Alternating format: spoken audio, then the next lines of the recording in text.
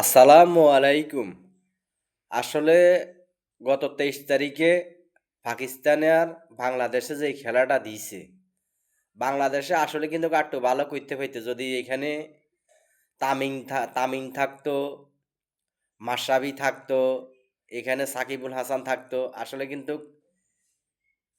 খেলাটা এক হিসাবে নষ্ট হয়ে গেছে। তারপরেও বাংলাদেশের টাইগাররা ভালোই খেলা দিছে পাকিস্তানের লগে। পাকিস্তানরে ফাড়ায় ফালানোর দরকার আছিল। কারণ কিল্লাই এদেরকে ভালা করে যদি সেদিন করে দিত তাহলে ঠিক আছিল। কিন্তু যাই খেলছে তারা অসংখ্য ধন্যবাদ। আমাদের বাংলার টাইগাররা ভালো খেলছে। সাকিবুল নাই এখানে, তামিম নাই, এখানে মাশরাফি নাই। অনেক ভালো, ভালো খেলোয়াড় আরো অনেক খেলোয়াড় আছে। পুরানা ভালো, ভালো এরা তো এক হিসাবে নাই। এরা মোটামুটি যাই খেলছে ভালোই খেলছে। তারাও ফাটায় ফেলাইছে পাকিস্তান নিয়ে করে। ভালাই হইছে। কারণ এখন বহুত জারগামি করছে আঙ্গুলকে হেঁকতে।